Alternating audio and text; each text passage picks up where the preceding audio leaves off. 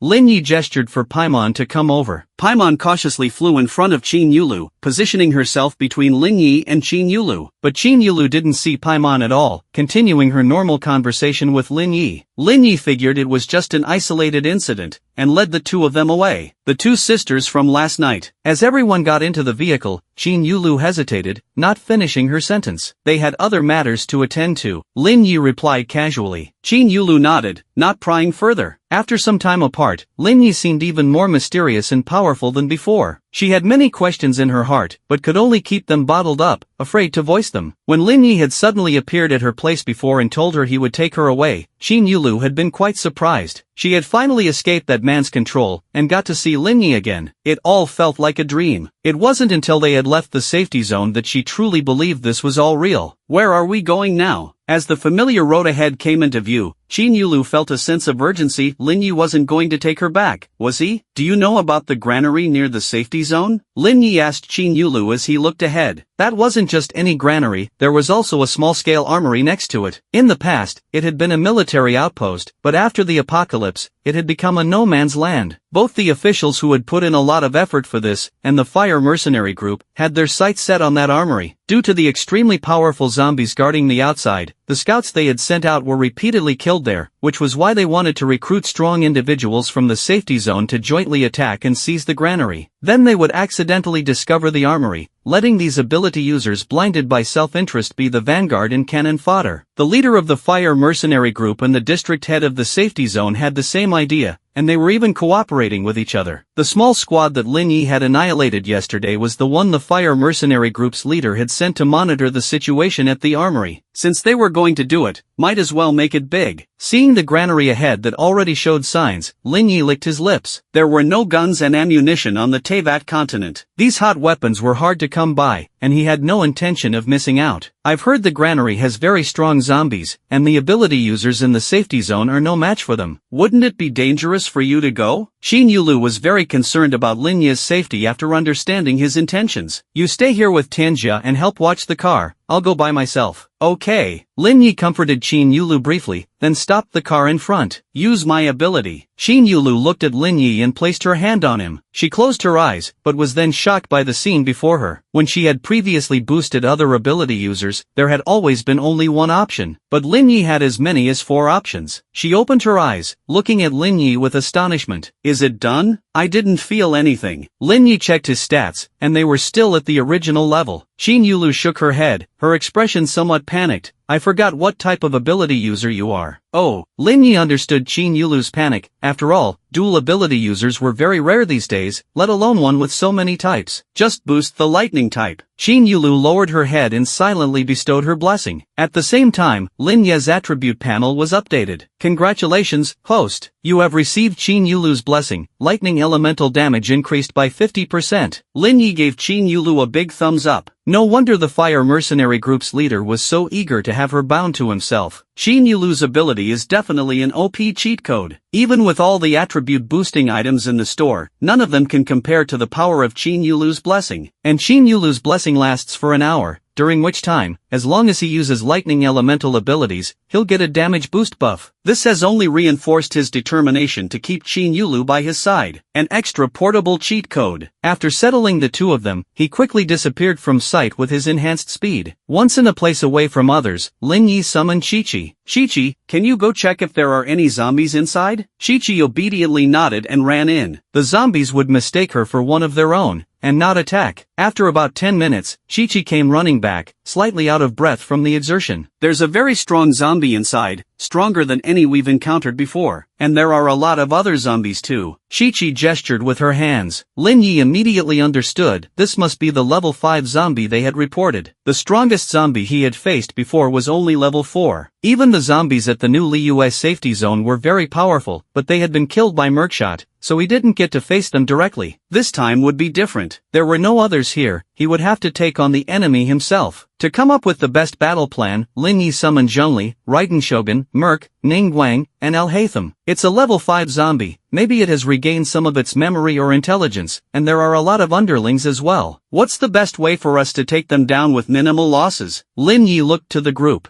These were the intellectual cream of several nations, with them helping strategize. He had no need to worry about coming up with a good tactic. The 5 of them discussed the tactical details, while Lin Yi also quietly sent a message to Obito. Lin Yi, I have a level 5 zombie here. Alhaitham, oh? Lin Yi, would you like to try dissecting it? The level 5 zombie has regained some intelligence. Alhaitham, so you're saying we should take a look at its brain to see if it has recovered? Lin Yi, as expected of Professor Alhaitham.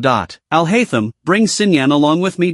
Lin Yi stared at the messages, taken aback. Alhaitham knows Sinyan, the top alchemist ex-forest knowledge expert? Lin Yi felt a complex mix of emotions as he went to fetch Sinyan. Sinyan agreed readily, and her words were full of praise for Alhaitham. Sinyan, there aren't many alchemists like Alhaitham. I've learned a lot of interesting things from him. Alhaitham, when it comes to biological research, Sinyan is the one to look to. I only know the basics. So they were just complimenting each other. Lin Yi inquired with a puzzled expression, only to learn that the two had come to know each other's identities through a few conversations after joining the group, and had been keeping in touch privately ever since. Of course, through private chats. Mondstadt and Sumeru were still quite a distance apart, and they both had their own responsibilities, so they couldn't just wander around, and could only verify each other's identities through conversation. Seeing that the tactical planning was almost complete, Lin Yi sent Raiden Shogun and Ning Guang back, and added Alhaitham and Sinyan to the group. Seeing Sinyan, Alhaitham couldn't help but twitch at the corner of his mouth. Were you even listening to what I said? Lin Yi stood up straight. I was listening. Then tell me, what's the first step of our battle plan? Alhaitham was like Lin Yi's teacher at school, always keeping an eye on his learning progress, not giving him any chance to slack off. Lin Yi has been trying hard to communicate with everyone, he's already worked very hard. Let's just leave it at that. Murkshot took the initiative to help Lin Yi out, seeing that he couldn't articulate it. Lin Yi gave her a grateful look. Murkshot really was the considerate one. Coddling the child only leads to more damage. Alhaitham stared at Lin Yi for a long time before throwing out this remark. Lin Yi was immediately embarrassed. Murkshot and I don't have that kind of relationship. Don't you have a saying here about having milk and being a mother? Alhaitham questioned. He enjoyed reading books, and after Lin Yi got a phone, he had even acquired one himself, often browsing the contents. Murkshot's face immediately flushed red. What is Mr. Alhaitham implying? The tactical plan is set. I'll take my leave now. Alhaitham gave them all a sweeping glance and left without any dilly-dallying. Lin Yi shrugged at Merc. He didn't mean anything by it. Don't take it to heart. Murkshot shook her head. It's all right, Lin Yi, I understand. She gave him a shy smile. The tactics devised by several people are divide and conquer. Lin Yi lures these zombies to different directions, and everyone works together to take them down. After clearing the zombies in batches, they will then deal with the one at the very heart. If the inner zombie senses their actions and tries to intervene, someone will be assigned to keep it occupied. Without a doubt, the choices for these two operations will fall solely on Lin Yi. He sees Obito and Tina are still engaged in a lively chat, so he simply assigns them to work together. Although rock and grass types cannot be super effective, but since they get along well, it works. Lin Yi sets the 4 directions: Zhongli and Himiko, Murkshot, Obito and Tina. The last one is Ing. Ing knows the enemy he is about to face is of unprecedented strength. Even before Lin Yi spoke, he has already appeared before him. Seeing the suddenly appearing Ing, Lin Yi smiles. I knew you would come. From the very beginning when he drew her, Ing has always been his greatest support, and it is the same now. Let's begin. Ing, holding a long spear, is already prepared. Although she won't be harmed by these zombies, for Ying's safety, Lin Yi still places the Hygrospectre here. Then it is time for Lin Yi's performance. He leads a large group of zombies, one by one, luring them to the designated locations. When the zombies at the armory entrance have been gradually lured away, as Lin Yi prepares to go inside, he senses an extremely dangerous aura. He retreats immediately, but still gets caught by a cold gust of wind, tearing his clothes into shreds. Lin Yi takes in a sharp breath. Standing before him is a zombie dressed in military uniform. The zombie's complexion is pale blue, with long sharp claws. Just now, Lin Yi confirmed he had evaded it, only getting his clothes grazed. Now his arm has become tattered rags, hanging loosely. If he had been fully grabbed, he would have become like Yanghua. Not giving Lin Yi a chance to react, the zombie charges at him again. Lin Yi tries to dodge, but to his dread, he sees the zombie opening its mouth. The next moment, a viscous green liquid with a pungent stench sprays out from the zombie's mouth. Damn it! If Lin Yi continues to evade, he will be covered in this substance. But if he doesn't dodge, those gleaming claws could be. Wunyan, Duanjue. A woman's cold voice rings out. The approaching zombie suddenly collapses to the ground. Lin Yi looks up, dazed, at Ying. Are you alright? Ying's face shows a hint of concern as she examines Lin Yi's condition.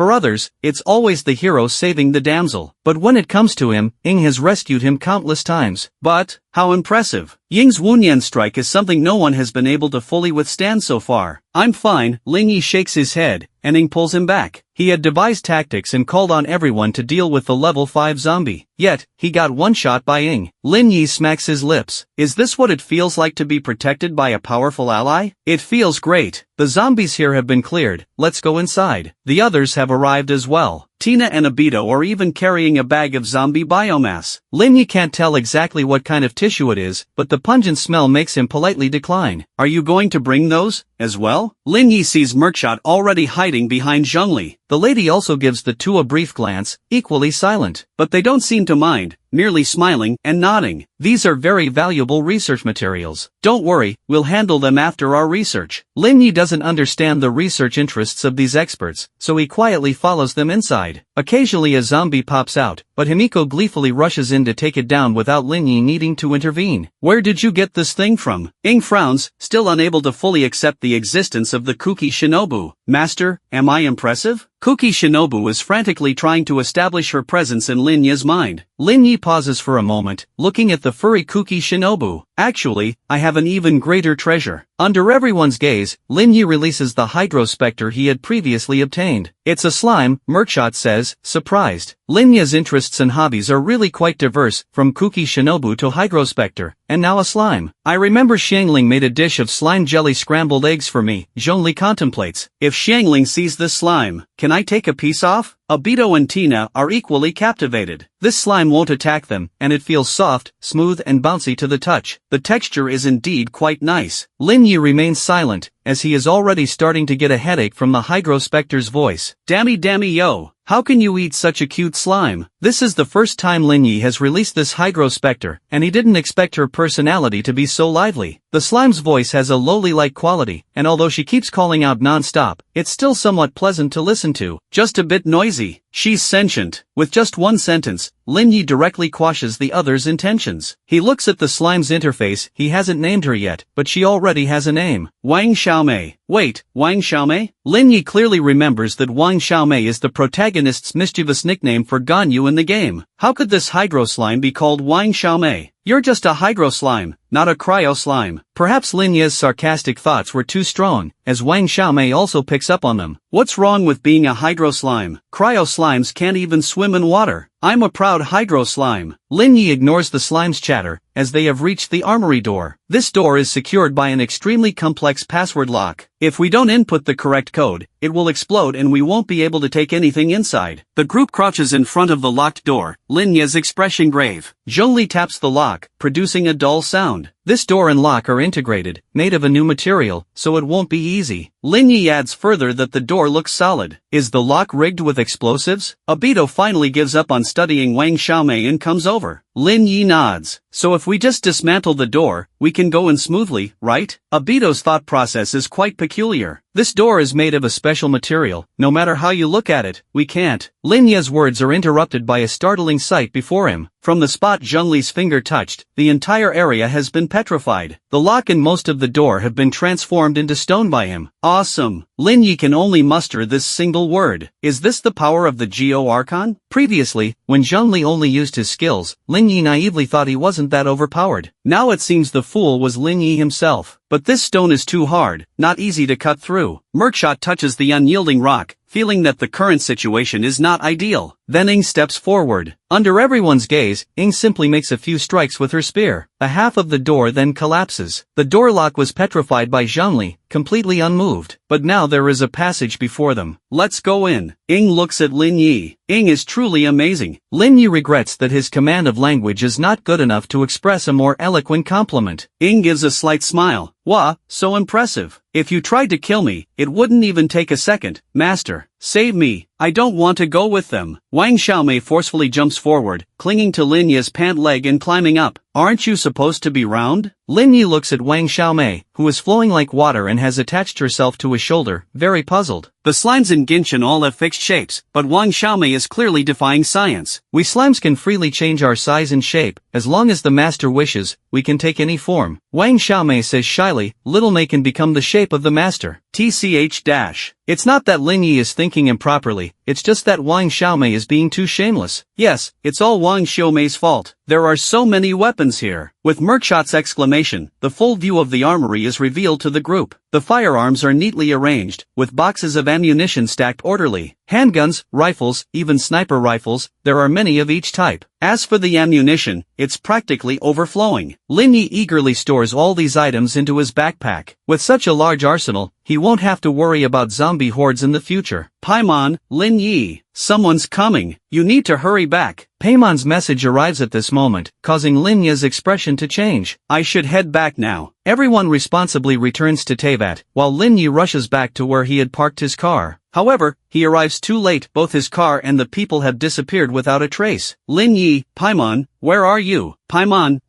Paimon doesn't know. Some people suddenly showed up, knocked Xiaotian out, and took Yunjin away. Paimon, Xiaotian and Yunjin were taken to 2 different places, and I'm with Xiaotian. So the fact that he had taken Yunjin was discovered. The other party must have been prepared. Lin Yi takes a deep breath and messages Paimon. Lin Yi, Paimon, don't panic, tell me which direction they went, I'll go find you first. Yunjin has special abilities, so they likely won't harm her. But Xiaotian is another story. Even though he is strong, he is still a child. Based on Paimon's recollection, Lin Yi sets off in a direction. But soon he reaches a fork in the road, unsure which way to go. Yelan, do you need help?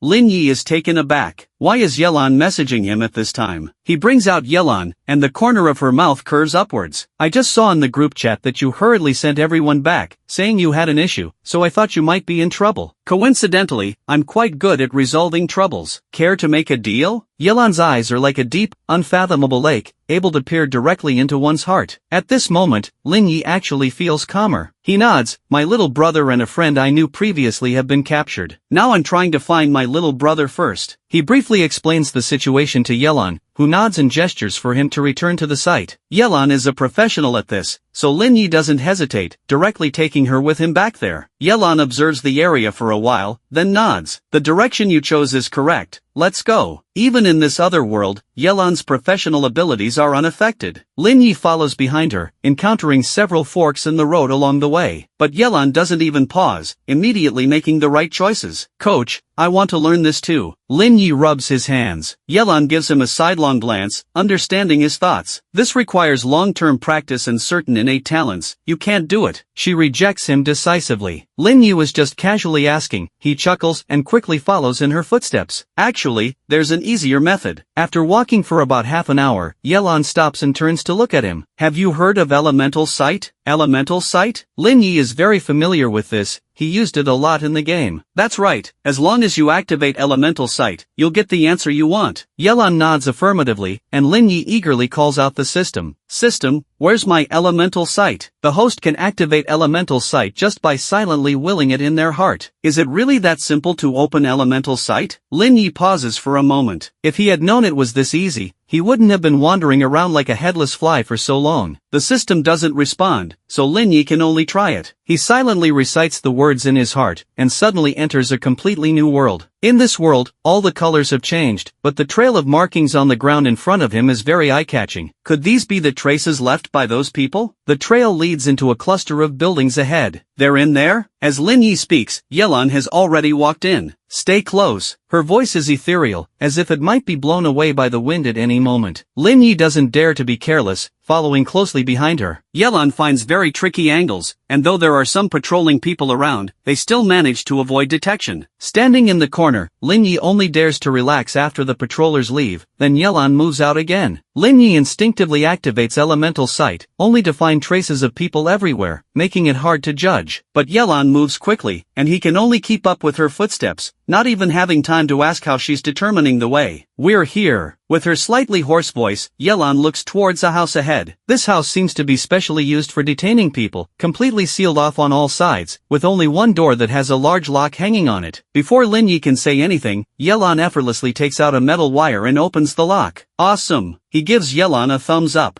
Normal people can't be as all-around capable as Yelan. The door is pushed open, allowing light to spill in. The one chained up inside is none other than Lin Tian. He has suffered heavy injuries, his clothes stained with blood, the pale face scraped with a bloody line. His dull eyes rise up, and upon seeing Lin Yi, they transform into a look of delight. Big brother, Lin Tian had thought he would be kept here for days, or even forever. But Lin Yi has come. Can you still walk? Lin Yi quickly cuts off the chains, quietly asking. Lin Tian nods, forcing himself to stand up. Although his steps are a bit unsteady, he can still move freely. The only hindrance is the constant bleeding from his wounds. Wipe it down. Yelan takes out a bottle of medicine and hands it to Lin Yi. If Yelan is willing to keep this medicine on her, it must be quite potent. Lin Yi doesn't hesitate to apply it to Lin Tiantian's exposed wounds. During the process, he can feel Lin Tiantian's body trembling, but this frail young man grits his teeth, not uttering a sound. You can cry out if it hurts. Lin Yi tries to be gentler, but inevitably still ends up brushing against the wounds. Lin Tian manages a small smile. Big brother, it doesn't hurt. That's a lie. After Lin Yi finishes treating Lin Tian,